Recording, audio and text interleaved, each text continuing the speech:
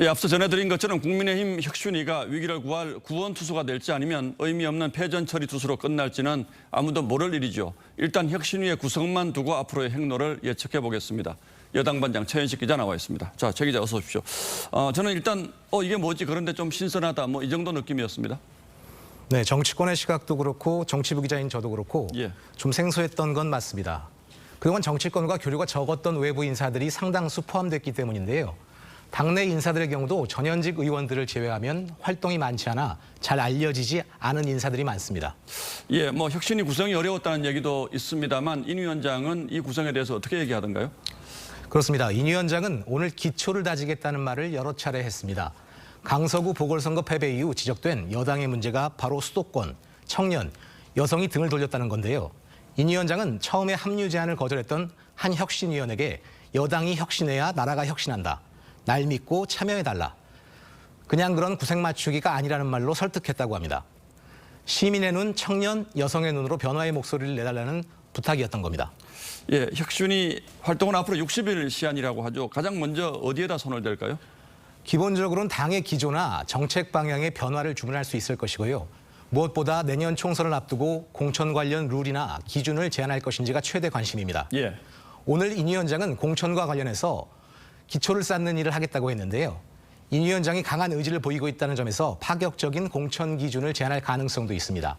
김기현 대표는 혁신위가 공천룰까지 건드려도 막진 않을 입장이라고 합니다.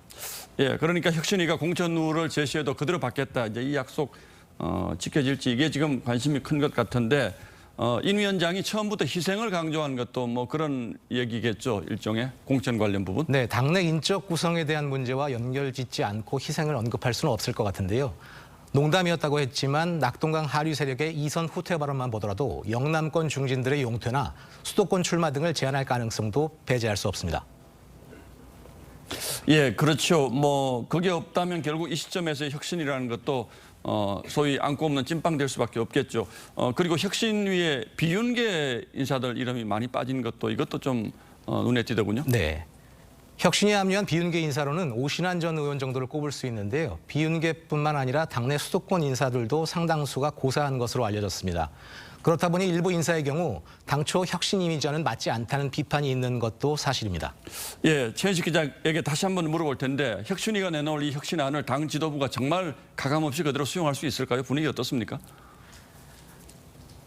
네, 제안을 받은 인사들이 합류를 거부하면서 들었던 이유는 과거의 경우 혁신안을 내놓더라도 대부분 지도부가 받아들이지 않을 걸 지적했다고 합니다. 예. 혁신위가 정식 기구가 아니어서 결국 결정권은 당대표와 최고위에 있기 때문인데요. 혁신위가 국민 눈높이에 맞는 쇄신안을 내놓더라도 지도부가 이걸 전향적으로 수용할 것인지에 따라 혁신위의 성패가 결정될 것으로 보입니다. 예, 특히 이제 공천 문제가 앞으로 걸려 있기 때문에 공천 관련해서 파격적인 안을 내놓을 때 당 지도부가 이걸 어떻게 수용할 것인가 이게 가장 큰 관건이겠죠, 결국. 예, 최현식 기자 잘 들었습니다.